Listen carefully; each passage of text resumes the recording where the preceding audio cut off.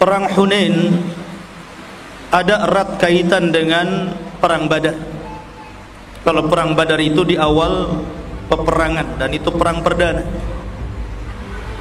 Adapun perang Hunain adalah perang yang terjadi setelah Fathu Mekah. Dan setelah perang Hunain, perang yang sangat besar ini, pada tahun 8 Hijriah, maka masuk pada tahun 9 dan 10 Hijriah sampai wafatnya Rasul, banyak kaum muslimin atau banyak orang-orang Arab yang musyrik sebelumnya, mereka berbondong-bondong masuk Islam. Dan itu dijelaskan dalam Al-Quran, dalam surah yang ma'ruf antum hafal semuanya, idza jaa nasrullahi wal fath wa ra'aitan nas yadkhuluna fi dinillahi afwaja. Dan itu terus berkesinambungan setelah perang Hunain sampai wafatnya Nabi sallallahu alaihi wasallam. Kenapa saya katakan bahwa perang Hunain itu ada kemiripan dengan perang Badar? Karena perang Badar itu perang pertama yang dilakukan Rasul untuk memerangi bangsa Arab, dan Allah menangkan dalam perang itu. Dan perang Hunain itu perang terakhir di mana Nabi SAW memerangi bangsa Arab dan Allah menangkan dalam perang itu. Kemudian juga kasusnya sama, kemudian bentuk perangnya juga hampir mirip, dan Allah Subhanahu wa taala menangkan dalam kedua perang ini. Ma'asyiral muslimin yang dimuliakan Allah Subhanahu wa taala, setelah Nabi sallallahu alaihi wasallam menaklukkan Mekah atau disebut dengan Fathu Makkah dengan kemenangan yang sangat besar, karena hampir nyaris tidak ada peperangan kecuali sedikit, Nabi sallallahu alaihi wasallam berhasil memerangi dan menaklukkan kota Mekah. Dari situ Nabi sallallahu alaihi wasallam kedatangan banyak orang-orang musyrik yang kemudian masuk ke dalam Islam. Bahkan tokoh-tokoh musyrik besar sekelas Abu Sufyan, Ikrimah bin Abi Jahal dan yang lainnya, mereka masuk Islam. Lah kemudian sekitar 1 bulan setelah Fathu Mekah itu kurang lebih, maka Nabi sallallahu alaihi wasallam kemudian berusaha menyebarkan Islam. Dan ini yang menjadikan dua kabilah besar marah besar. Dua kabilah, yang pertama Hawazin dan yang kedua Thaqif. Ini dua kabilah besar yang masih beragama musyrikun, mereka marah karena Nabi SAW dan sahabatnya berhasil menaklukkan Mekah dan banyak kemudian mengislamkan orang-orang yang di sekitar Mekah.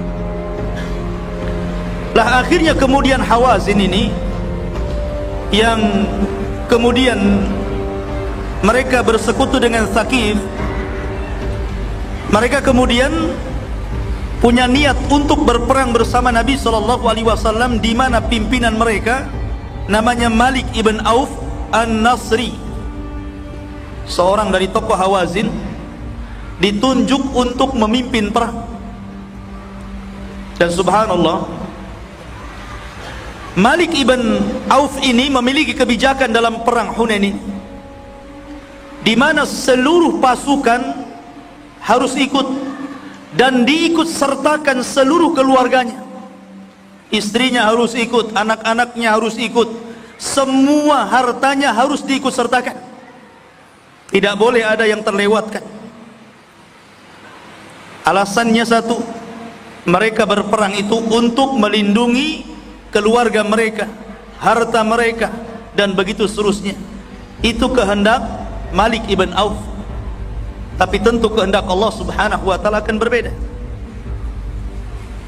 Lah ketika itu ikhwatu fillah muliakan Allah Azza wa Jal, kebijakan Malik ini sempat diprotes oleh seorang namanya Duraid ibn Summah, orang tua yang bijak, dan mengatakan karena dia buta, dalam pasukan itu kan dengar suara perempuan, suara tangisan anak-anak, suara hewan, sehingga dia mengatakan kepada pimpinannya Malik ibn Auf, apa maksudnya Anda ikut sertakan seluruh keluarga dan hartanya ini?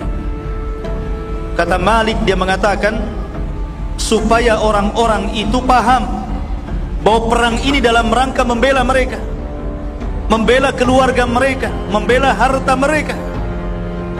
Tapi Duraid mengatakan, ra'yuka ra'yu dha'nin, akalmu itu seperti akal kambing. Jadi cara berfikirmu itu seperti kambing gitu, dihina. Mereka tidak akan bermanfaat untukmu saat berperang. Kalaupun perang ini dimenangkan, bukan karena mereka, tapi kalau seandainya ini dikalahkan, maka sama saja kau permalukan seluruh kabilah. Karena wanita, anak-anak dan harta itu akan menjadi milik si Muhammad itu. Tapi kemudian Malik ibn Auf ini tidak menerima pendapat daripada tokoh mereka ini, tetap saja mengikut sertakan keluarga dan juga harta-harta mereka. Lah ketika itu Nabi SAW bergerak dari Mekah membawa 12.000 pasukan, dan itu belum pernah dalam sejarah Nabi SAW membawa pasukan sebanyak itu. Ini pasukan terbanyak yang Nabi SAW bawa. 10.000 memang tentara dari Madinah, dan 2.000 itu daripada orang-orang yang baru masuk Islam. Karena ketika Fathu Mekah itu kan banyak orang-orang yang masuk Islam, sehingga mereka masih baru Islamnya. Tapi mereka juga ingin terlibat dalam perang Hunain ini. Akhirnya 2.000 pasukan kemudian bergabung dengan pasukan 10.000 dari Madinah, maka genap jumlahnya 12.000 pasukan yang dibawa Nabi SAW. Ma'asyiral muslimin yang dimuliakan Allah Azza wa Jalla, ketika itu kemudian Nabi SAW bergerak mulai daripada Mekah sampai ke Autas, salah satu wadi, salah satu lembah dekat Hunain. Ada sebuah peristiwa di tengah perjalanan, karena di antara sahabat Nabi SAW itu 2.000 lebih itu baru masuk Islam, sehingga keimanan mereka belum kokoh, tauhid mereka belum kokoh. Rupanya mereka melewati sebuah pohon bidara, pohon besar, yang dahulu di zaman mereka jahiliyah, kalau perang itu mereka datang ke pohon ini, kemudian mereka gantungkan pedang-pedangnya, tabarrukan, untuk mencari berkah kemenangan. Dan begitulah biasanya salah satu benda yang dicari berkah itu umumnya adalah pohon gitu kan. Zaman dulu ada pohon beringin gitu kan, menakutkan. Kadang dikasih sedekah, dikasih sesajen, meminta-minta di pohon gitu ya. Lah zaman jahiliyah begitu. Maka tiba-tiba ketika melewati pohon itu, orang-orang yang baru masuk Islam ini berhenti. Sebagaimana riwayat yang dikisahkan oleh Abi Waqid Al-Laythi, karena Abi Waqid Al-Laythi yang meriwayatkan hadis ini juga salah satu sahabat yang baru masuk Islam. Jadi masih kental dengan kesyirikan ini, belum ditarbiyah tauhidnya. Akhirnya mereka berkata kepada Nabi SAW, ya Rasulullah, ij'al lana dhata anwatin kama lahum dhatu anwat. Rasul, bisa enggak jadikan untuk kami satu pohon seperti pohon yang kami dulu jadikan di masa jahiliyah untuk mencari berkah. Biar sebelum perang itu kita gantungkan pedang-pedang kita dulu supaya kita menang. Maka Nabi SAW marah. Nabi itu biasanya kalau orang masih jahil, masih bodoh, apalagi baru masuk Islam, kalau buat kesalahan jarang marah. Seperti umpamanya hadis tentang masalah anak orang Baduy yang kencing di pojok masjid. Masuk ke masjid atau kencing di masjid. Sahabat marah. Saya kira juga antum sama, kalau ada orang kencing di sini marah nggak antum? Marah. Tapi Nabi tidak marah, karena tahu yang kencing itu jahil. Kata Nabi SAW, da'uhu, tinggalkan, biarkan dia kencing. Rasul tahu kalau dihentikan kencingnya madaratnya lebih besar, nanti kencingnya kemana-mana dia lari kan, susah pula membersihkannya, atau madarat bagi yang kencing. Maka Rasul biarkan dia kencing sampai selesai. Baru Rasul mengatakan, ini ember, ambil kamu air sana, kemudian banjurkan di tempat kencing. Akhirnya dia ambil air, dibanjurkan. Rasul tidak marah, Rasul hanya senyum saja. Sampai Rasul mengatakan, wahai fulan, masjid ini tempat sholat, tempat baca Quran, dan tempat zikir. Maksudnya bukan tempat kencing. Baru dia mengatakan sambil senyum dan mengatakan, Allahumma arhamni wa Muhammadan wa la tarham minhum ahada. Ya Allah, sayangi aku dan Muhammad saja, dan jangan kau sayangi mereka-mereka yang marah kepadaku. Rasul tidak marah kan? Karena apa? Baduy ini masih jahil. Tapi kasusnya berbeda yang ini. Ini orang baru masuk Islam baru sebulan. Tiba-tiba kemudian minta pohon untuk dijadikan berkah. Rasul marah. Kenapa? Karena ini bicara tauhid, bicara akidah, bicara la ilaha illallah. Maka siapapun yang kemudian merendahkan la ilaha illallah, wajar semua marah kan gitu. Rasul aja marah ketika mereka mengatakan, ya Rasulullah, jadikan satu pohon untuk kami gantungkan pedang, sebagaimana dahulu kami punya pohon tempat gantungan pedang-pedang kami, supaya menang kita perangnya. Kata Nabi SAW, Allahu Akbar.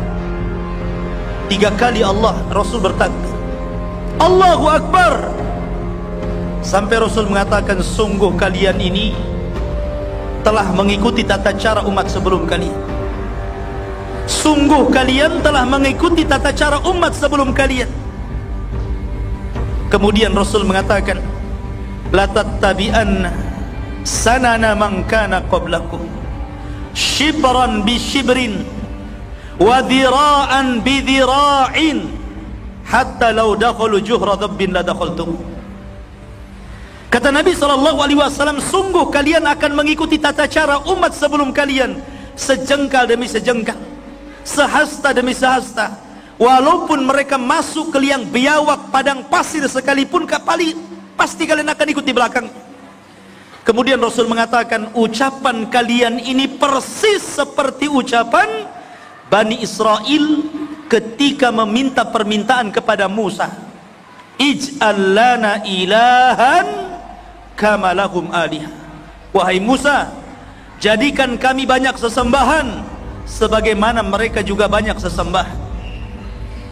Maka Rasul mengatakan, innakum qaumun tajhalun. Kalian ini jahil, bodoh. Sudah dapat hidayah Islam, mau syirik lagi kalian. Kalian sudah bertauhid, sudah menyembah Allah, kalian mau menyembah pohon itu lagi? Rasul marah. Dari sini menunjukkan bahwa asal kesyirikan itu apa? Disebabkan karena jahil. Maka jahil ini penyakit yang bahaya, karena terlahir dari jahil ini syirik, penyimpangan terhadap sunnah Rasul, maksiat, dan begitu seterusnya. Maka Rasul marah. Akhirnya mereka bertobat kepada Allah Azza wa Jalla dan tidak minta dijadikan pohon itu. Kemudian setelah itu kisah di perjalanan. Berangkatlah mereka sampai di Autas, di sebuah wadi, di sebuah lembah. Rasul dan para sahabatnya tidak tahu. Rasul itu tidak tahu yang gaib. Rasul tidak paham bahwa di atas bukit itu sudah ada 30.000 pasukan pemanah. dari gabungan Hawazin dan Tsaqif. Rasul 12.000 di bawah lembah, ini orang di atas. Tiba-tiba kemudian pas sudah berada di tengah lembah, dihujani mereka dengan panah. Dihujani dengan panah, tombak, batu gitu kan. Semua tunggang langgang, kaget gitu kan. Pada awalnya mereka sudah bangga banyak pasukan, karena mereka tidak pernah perang sebanyak itu. Tiba-tiba mereka kemudian dihantam oleh panah, tombak, batu dari atas gunung, kocar kacir ikhwan. Dari sini menunjukkan ikhwan bahwa kesombongan itu awal dari kekalahan. Sombong itu awal dari kekalahan. Ya. Makanya kemudian Allah Subhanahu wa taala berfirman dalam surah At-Taubah, karena perang Hunain ini hanya disebutkan 3 ayat saja dalam At-Taubah. Allah mengatakan, laqad nasarakumullahu fi mawatina katsiratin wa yawma Hunain id a'jabatkum kathratukum falam tughni ankum syai'a wa dhaqat 'alaikumul ardu bima rahubat thumma wallaitum mudbirin. Perhatikan, sungguh Allah telah menolong kamu wahai orang-orang mukmin dari banyak peperangan termasuk perang Hunain, ketika jumlah kalian yang besar itu membanggakan kalian. Karena tidak pernah sejumlah itu ya, perang itu biasanya 3.000, 4.000, ini 12.000, berlipat-lipat gitu kan. Tetapi banyaknya jumlah itu tidak berguna sekalipun kepada kalian, dan bumi yang luas terasa sempit bagi kalian, dan kemudian kalian berbolak-balik ke belakang dan tunggang langgang dari peperangan. Lihat, ini awal kekalahan perang. Kaum muslimin kalah, sehingga seluruh pasukan itu, terutama orang-orang yang baru masuk Islam, mereka tidak percaya itu. Bahkan sebagian mereka ada yang kemudian berburuk sangka dan mengatakan, sekarang Muhammad dan pasukannya pasti kalah di sini. Tetapi yang lain meyakinkan seperti Ikrimah, Abu Sufyan ibn Haris walaupun baru masuk Islam, meyakinkan mereka, tapi mereka tetap saja kabur. Sehingga dari 12.000 tersisa 200 bersama Nabi SAW. Bayangkan, 12.000 mereka tunggang langgang balik ke Mekah. Yang lain entah kemana, kabur gitu kan. Yang tersisa hanya 200 melawan 30.000. Anda bisa bayangkan, itu pun posisinya di bawah, sementara musuh itu di atas. Masyarul muslimin yang dimuliakan Allah Subhanahu wa ta'ala, dari sinilah ikhwatu fiddin pelajaran yang sangat besar yang diajarkan Nabi SAW, bahwa dalam setiap peperangan apapun seseorang harus mengikhlaskan diri kepada Allah Subhanahu wa ta'ala. Mengikhlaskan diri. Maka Nabi SAW kemudian ketika itu memanggil Abbas bin Abdul Muttalib agar memanggil kembali pasukan-pasukan yang lari itu, dan mengingatkan baiat mereka kepada Nabi SAW. Dan Abbas itu memiliki suara yang lantang. Kemudian Abbas mengatakan di hadapan manusia, ya ahla surat al-Baqarati, ya ahla samurati, ya ahla bai'at ar-ridwan. Dia memanggil-manggil para sahabat yang lari dan mengatakan, hei orang-orang yang termaktub dalam surah Al-Baqarah, hei orang-orang Bani Samurah, hei orang-orang yang berbaiat dalam bai'at ridwan, kemari kalian. Kenapa kalian meninggalkan Nabi kalian? Mendengar Abbas dan namanya berteriak di lembah, tentu suaranya juga kesana kemari, walaupun tanpa ada pembesar suara. Maka setiap orang yang mendengar teriakan Abbas teringatkan dengan baiat mereka, kepada Nabi SAW, dan mereka mengatakan, labbaika ya Rasulullah, labbaika ya Rasulullah. Aku penuhi panggilanmu ya Rasulullah, aku penuhi panggilan. Maka orang yang sudah tunggang langgang itu semua balik lagi.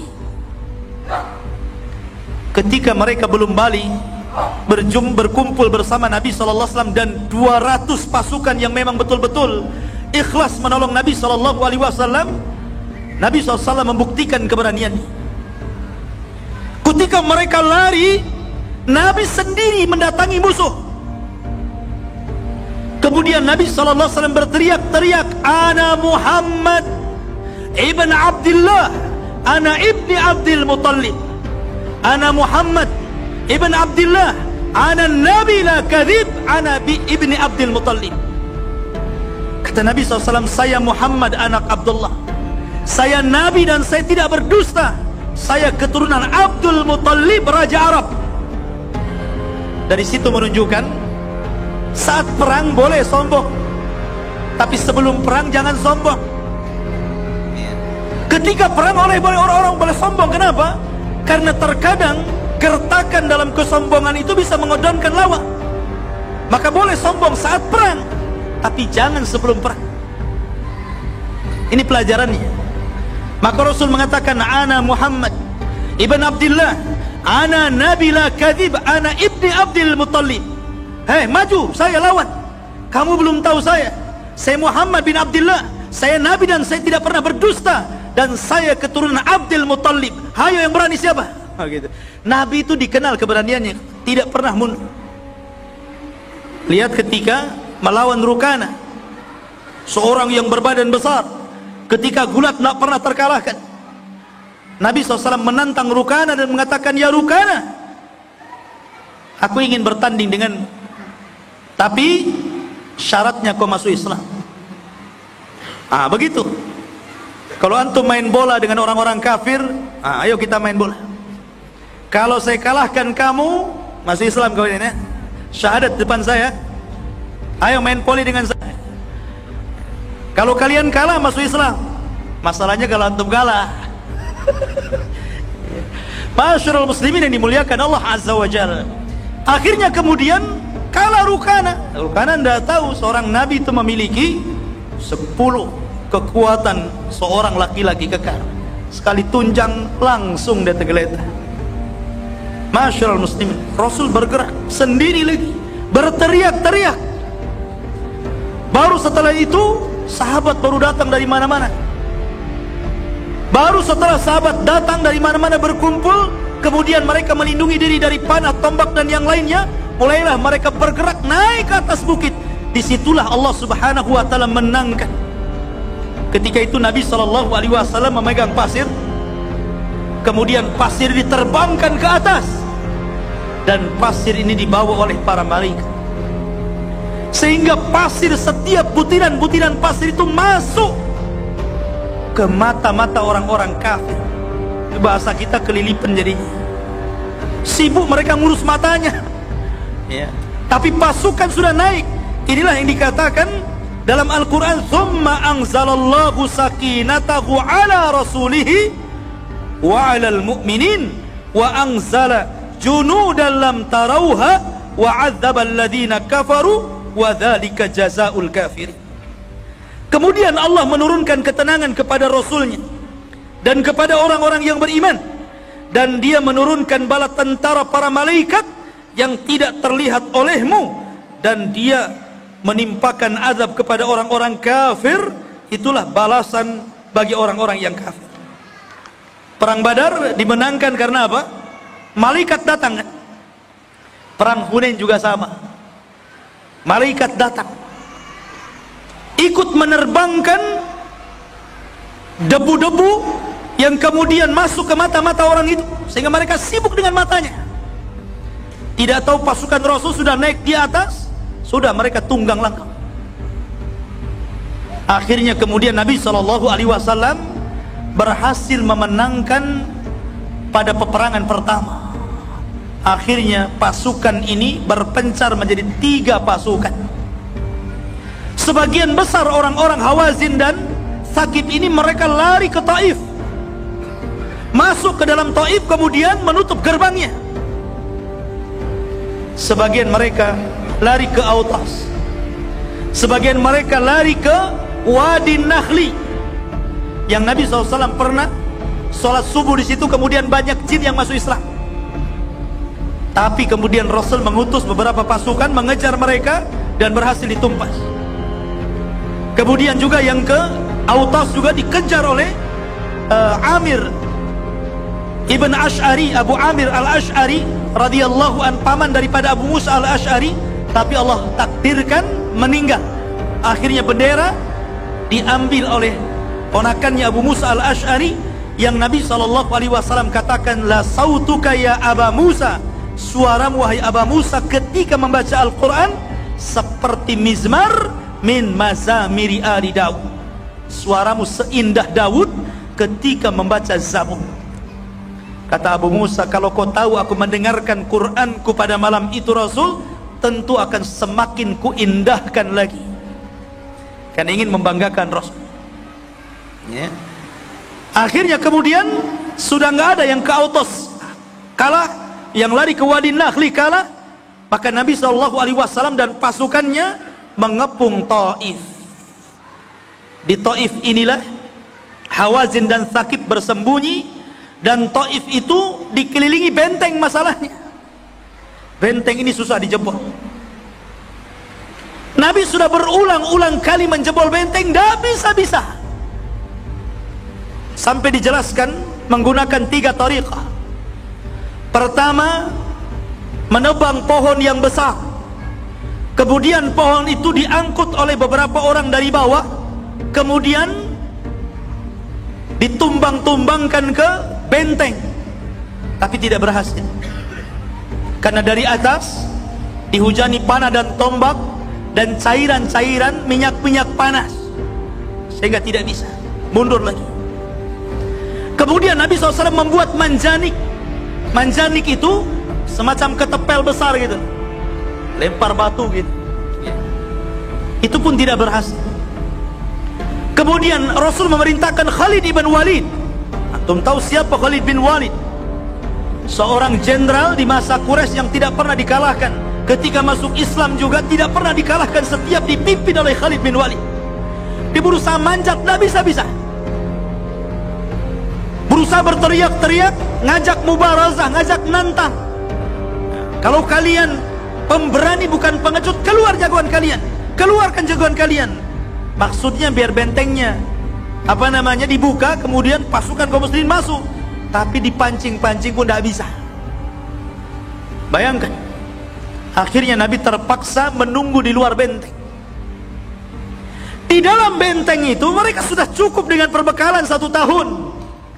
Masalahnya, ya, sementara di luar Nabi SAW tidak banyak bawa bekal. Kan ada 2 kemungkinan. Mungkin yang ngepung, sudahlah, pulang aja kan begitu ya, habis bekal ngapain juga. Atau mungkin Nabi dan orang yang di dalamnya kehabisan bekal, kemudian terpaksa menyerah. Tapi masalahnya bekal banyak, cukup 1 tahun. Memang sudah dipersiapkan masalahnya. Akhirnya kemudian Nabi SAW berusaha untuk mengajak berdamai. Kata Nabi SAW berteriak dari luar, kalau kalian menyerah, maka saya akan ampuni dan saya tidak akan tawan kalian. Yang jelas kalian masuk ke agama saya, masuklah kalian ke dalam Islam. Akhirnya ketika ada jaminan dari Nabi SAW, ada beberapa orang yang keluar, sekitar 12 orang atau lebih gitu, keluar, kemudian diampuni oleh Nabi SAW, tidak ditawan keluarganya dan tidak diambil ghanimah. Sampai 1 bulan, ini sudah lama nih pengepungan, 1 bulan nih, tidak bisa benteng ini dihancurkan nih, benteng Taif ini. Akhirnya para sahabat mengatakan, ya Rasulullah, berdoalah kepada Allah agar Allah hancurkan orang-orang di balik benteng itu. Orang-orang meminta kepada Rasul, berdoa kepada Allah agar Allah timpakan azab kepada mereka. Lihat bagaimana Nabi SAW adalah Nabiur Rahmah, Nabiur Rahmah. Wa ma arsalnaka illa rahmatan lil alamin. Rasul mengatakan tidak. La'allallah an yukhrija min qaumihim man yaqulu la ilaha illallah. Jangan. Aku masih berharap, berdoa kepada Allah agar Allah berikan hidayah kepada orang-orang itu, sehingga dari keturunan mereka masih ada yang mau mengucapkan la ilaha illallah. Ya, bagaimana Nabi SAW masih mendoakan hidayah kepada mereka. Harusnya kita juga gitu. Kalau antum punya saudara didakwai nggak bisa-bisa, berkali-kali dikasih dalil malah kasih dalih, ya, maka doakan semoga Allah dapat kasih hidayah. Bahasa kitanya Allah yahdik, semoga Allah memberikan hidayah kepadamu. Ya, masyarul muslimin yang dimuliakan Allah Azza wa Jalla. Begitulah Nabi SAW. Dalam saat kondisi apapun Rasul tidak mau berdoa kecelakaan. Akhirnya Nabi SAW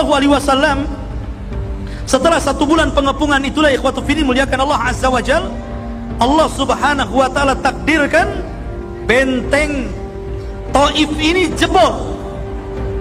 Kemudian mereka menyerbu benteng Taif itu. Akhirnya Allah Subhanahu wa taala takdirkan Allah menangkan dalam peperangan itu dan mendapatkan harta ghanimah yang sangat besar. Besar sekali. Saya akan sebutkan di ghanimahnya. Di antara ghanimahnya ikhwatu fillah, harta rampasan perang itu adalah mereka menawan dari wanita-wanitanya saja, dari budak-budak wanita itu sebanyak 6.000 budak. Kemudian dari untanya saja 24.000. Anda bisa bayangkan punya unta 24.000, sebanyak apa itu? Satu unta berapa harganya? Banyak.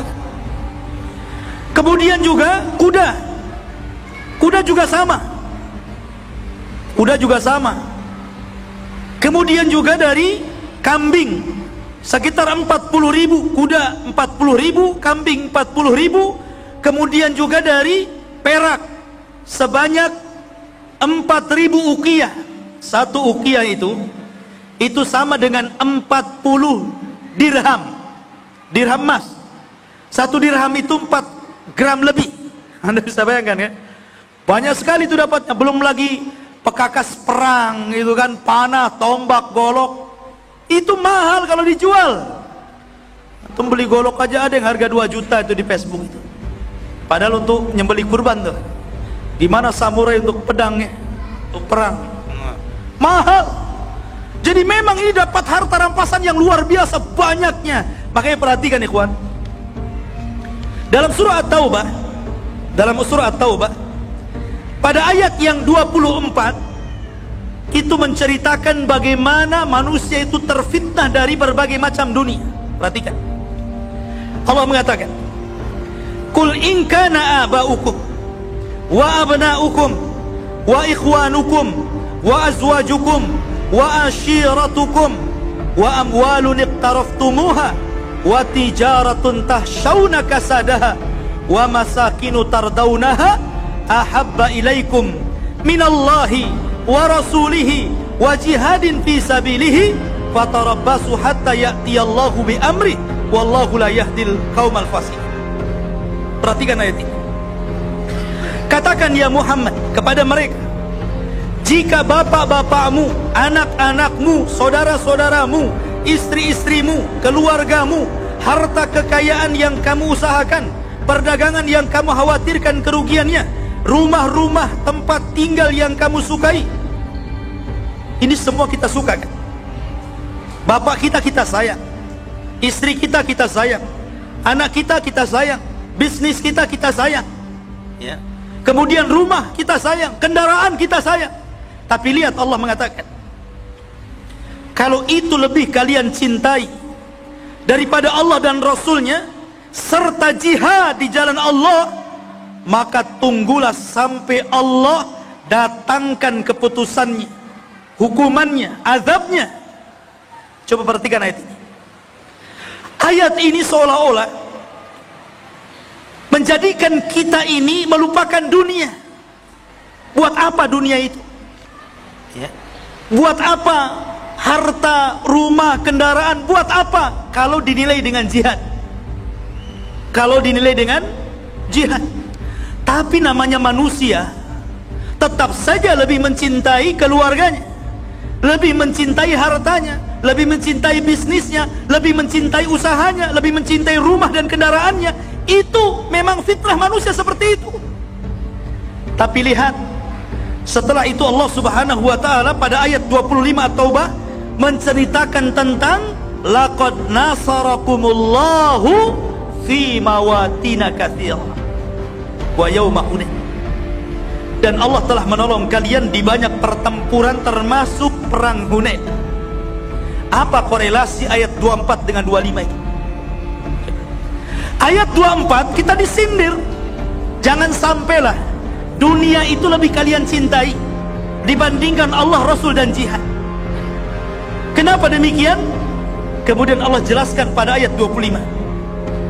Ketika perang Hunain dan perang-perang sebelumnya yang kemudian dilakoni oleh Rasul dan para sahabatnya, kebanyakan dimenangkan atau dikalahkan? Kebanyakan dimenangkan. Dan setiap peperangan pasti mendapatkan ghanimah, harta rampasan perang. Dalam perang Badar saja, walaupun sebagian tawanan dilepas, tapi masih ada harta yang banyak. Apalagi perang Hunain. Perang Hunain itu lihat, harta rampasannya kan banyak sekali tuh.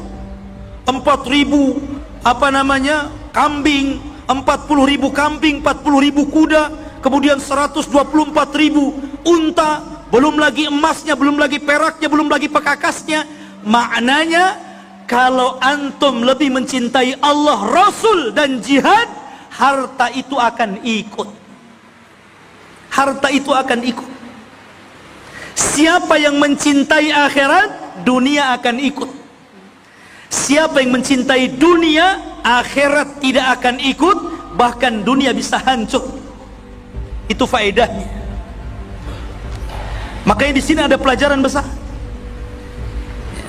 Cintai Allah, cintai Rasul, cintai jihad, maka dunia itu akan ikut. Sebagaimana para sahabat, ketika kita khawatir kita akan mati syahid, meninggalkan keluarga, meninggalkan harta, meninggalkan bisnis, meninggalkan apapun ditinggalkannya, tapi ingat Allah kasih hiburan dalam ayat 25 ini. Ingat, siapapun yang mencintai Allah, Rasul dan jihad, pasti Allah tolong. Dan dunia yang kalian khawatirkan hilangnya, Allah tambah lagi. Itu maksudnya. Ini luar biasa, faedah yang luar biasa dari korelasi ayat 24 dan 25 ini. Ma'asyiral muslimin yang dimuliakan Allah Azza wa Jalla. Maka setelah kemudian peperangan itu dimenangkan, kemudian ghanimah pun dikumpulkan, disinilah sahabat difitnah. Difitnah oleh harta, lagi-lagi harta. Zuyyina lin-nasi hubbus syahwat minan nisa wal banin wal qanatiril muqantarati minadz zahabi wal fiddah ila akhiril ayat. Manusia ini terkadang terfitnah dengan syahwat perempuan, syahwat anak, syahwat emas, perak dan macam-macam jenisnya dari harta-harta yang kita cintai. Sahabat manusia sama dengan kita. Sahabat juga manusia sama dengan kita. Artinya bahwa dia bukan malaikat, mereka bukan malaikat. Ketika Nabi SAW kemudian membagi-bagi ghanimah justru kepada 2.000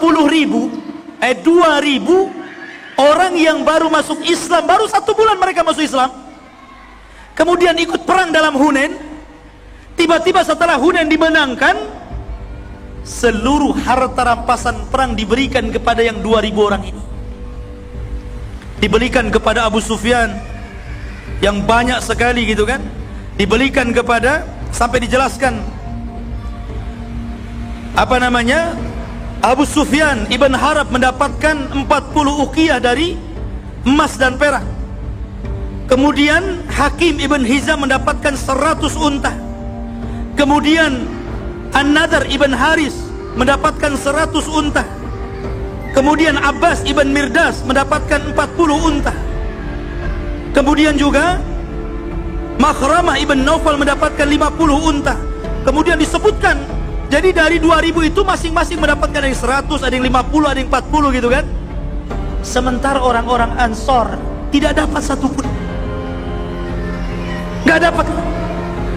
Akhirnya kemudian mereka protes kepada Nabi Sallallahu Alaihi Wasallam. Mereka protes kepada Nabi Sallallahu Alaihi Wasallam, kemudian mengatakan, ya Rasulullah, kami ini sudah menghunus pedang-pedang kami, darah kami taruhkan dalam jihad setiap peperangan. Waktu kami habis hanya untuk jihad. Kami tinggalkan keluarga, anak, istri kami hanya untuk lillahi wa rasul. Sekarang giliran kita sudah menang, harta rampasan perang sudah siap dibagi, kamu berikan kepada orang yang tidak pernah perang kecuali satu kali. Kamu berikan kepada orang yang baru masuk Islam, sementara kami yang sudah lama berjihad Anda tidak berikan. Itulah yang menjadikan sesak para sahabat. Makanya orang Ansar mengutus ketika itu pimpinan mereka, Sa'ad bin Ubadah, menjumpai Rasul. Kata Rasul, ya Sa'ad, apa posisimu dengan kaum? Kata Sa'ad, sama saja wahai Rasul, saya hanyalah rajulun min qaumi, saya juga sama dengan kaumku, sesak juga dadanya gitu. Enak saja orang dapat ghanimah, masa kami tidak? Kemudian Nabi SAW gini saja, kumpulkan semua orang-orang Ansar, kumpulkan semuanya, saya ingin berpidato kepada mereka. Akhirnya kumpullah orang-orang Ansar itu. Kemudian Nabi SAW mengatakan di hadapan orang-orang Ansar ini, beliau mengatakan, ma yamna'ukum antujibu Rasulullah. Apa yang mencegah kalian untuk tenang dengan keputusan Rasul kalian? Kemudian Nabi SAW mengatakan kepada orang-orang Ansar ini, amma tardawna an yadhhaban nasu bisyati wal ba'ir wa tadhhabuna antum bi Rasulillah sallallahu alaihi wasallam ila rihalikum. Kata Rasul, orang-orang itu adalah orang-orang yang baru masuk Islam. Aku berikan kepada mereka harta supaya mereka teguh dalam keislaman. Makanya salah satu asnaf zakat itu siapa? Mu'allafatu qulubuhum kan? Orang-orang yang mu'allaf, yang baru masuk Islam biar lembut, kasih zakat supaya mereka makin teguh keislamannya, bahwa mereka diperhatikan dalam Islam dengan diberikan zakat. Jangan sampai balik lagi murtad ke agama mereka. Rasul ingin seperti itu, memberikan kepada orang-orang Ansar ini, orang-orang Muhajirin ini, dilebihkan bagiannya supaya diteguhkan keimanan mereka. Makanya Rasul mengatakan, ridhokah kalian amma tardawna an yadhhaban nasu bisyati wal ba'ir, biarkan mereka berangkat bersama kambing dan unta-unta harta rampasan perang itu, biarkan mereka berangkat ke Mekah, biarkan. Wa tadhhabuna antum bi Rasulillah, tapi kalian pulang ke Madinah membawa diriku, membawa Rasulullah. Milih mana? Seolah-olah Rasul mengatakan, milih mana kalian? Milih kambing atau unta, atau milih saya? Itu maksudnya. Tentu ini pilihan yang tidak imbang. Tidak imbang. Ya tentu milih Nabi SAW.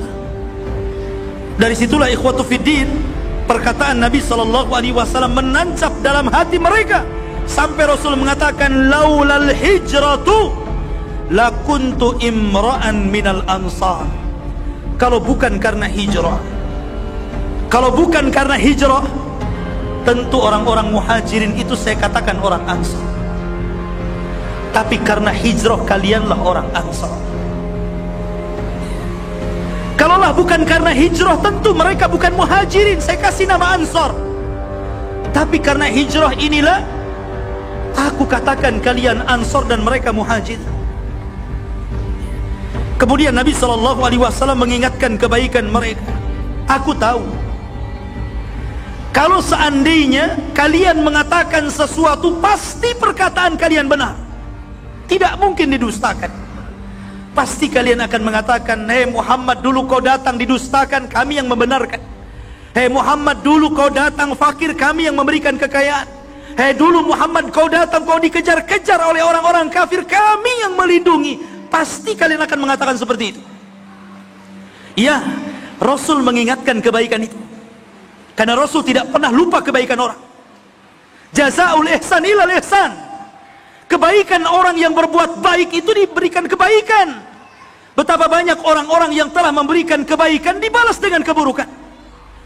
Ada orang yang sudah membantu dengan hartanya, bukan dibalas balik dengan hartanya, malah kemudian dijelek-jelekan. Ada orang yang sudah diberikan ilmu, pengetahuan, tempat pendidikan, bukannya kemudian dibela, malah dijatuhkan. Betapa banyak orang yang tidak seperti Rasul. Jazaul ihsan ilal ihsan. Kalau anda berbuat baik, maka balasannya juga kebaikan. Lihat di sini, Nabi mengingatkan kebaikan orang-orang Ansor. Kalau kalian mengatakan seperti itu, aku tidak akan membantah. Betul ucapan kalian itu. Tetapi kata Nabi SAW, dulu kalian tersesat. Hei Ansar, dulu kalian tersesat, sebab aku kalian dapat hidayah.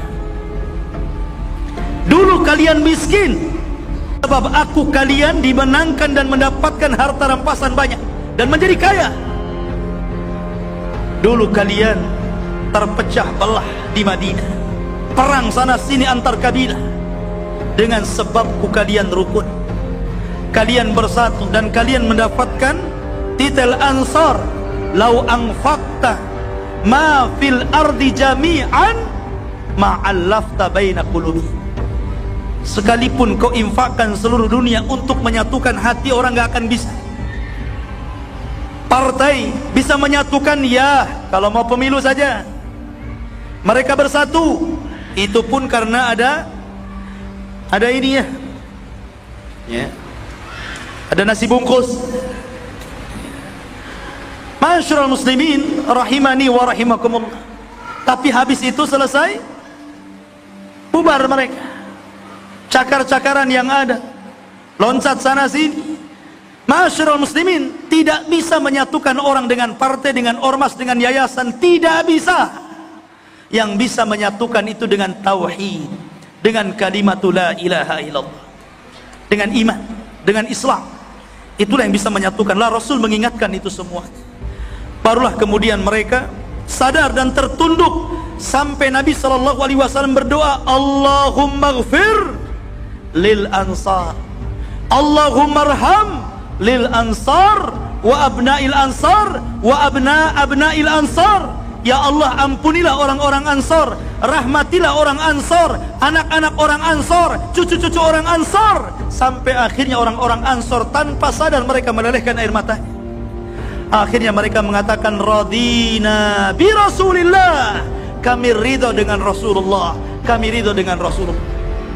Akhirnya mereka pun lapang dada ikhlas, walaupun pulang tidak membawa kambing, kuda dan yang sejenisnya, tapi mereka pulang membawa Nabi SAW, dan itu yang paling berharga bagi mereka. Apalah artinya dunia?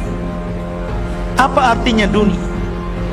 Yang paling berharga itu adalah sahibul ilmi, orang yang punya ilmu. Orang yang punya ilmu. Terkadang ma'asyiral muslimin, saya ini terkadang ingin curhat juga sama antum. Ketika banyak ustaz-ustaz curhat juga sama saya. Kalau kajian umpamanya nggak hadir, sibuk ustaz ditanyakan, kemana ustaz gak hadir, kemana ustaz gak hadir.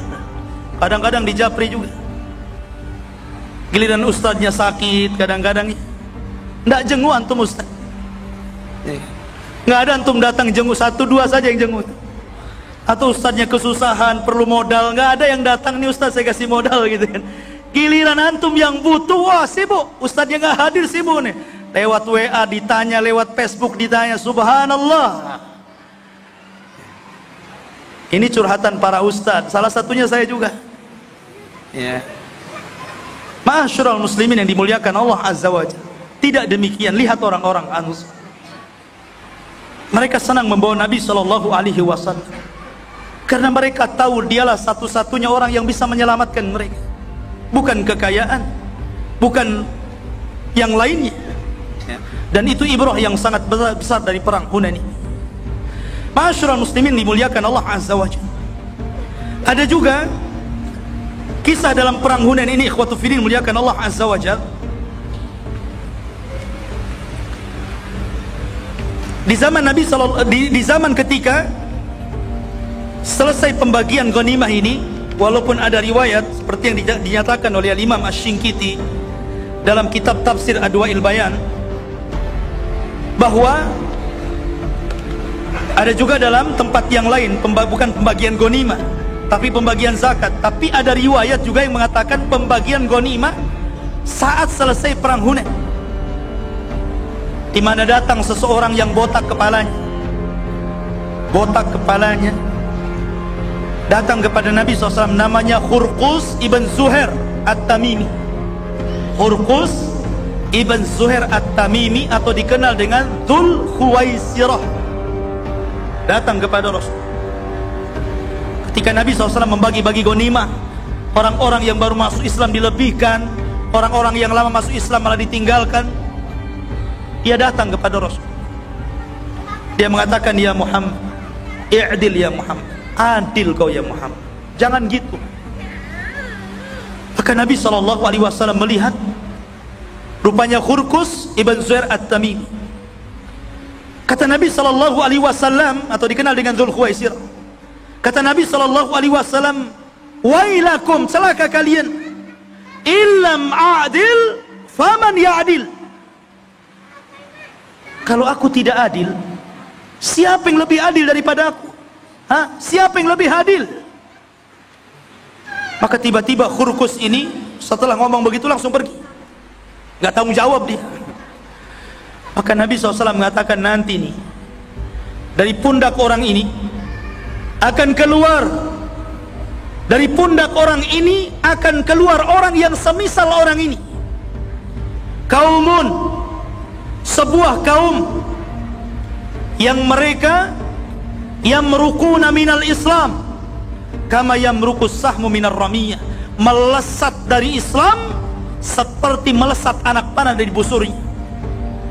Yaqra'unal Qur'an la yujawizuhana jirahum, membaca Quran tapi sampai tenggorokan, gak sampai ke dada iman. Di mana mereka yahkiruna, akan meremehkan solat kalian dibandingkan solat mereka, puasa kalian dibandingkan puasa mereka, baca Quran kalian dibandingkan baca Quran mereka. Kalau aku dapati orang seperti ini nantinya, kata Rasul, la aqtulannakum qatla adin, aku akan perangi mereka seperti kaum Ad, dibinasakan Allah Subhanahu wa ta'ala, di mana tidak ada satu jiwa yang dibiarkan hidup di permukaan bumi.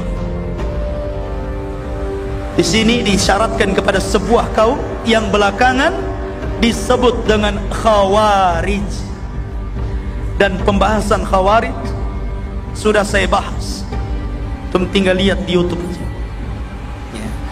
Ma'asyiral muslimin yang dimuliakan Allah Azza wa Jalla, intinya bahwa perang Hunain ini banyak pelajaran yang bisa kita ambil.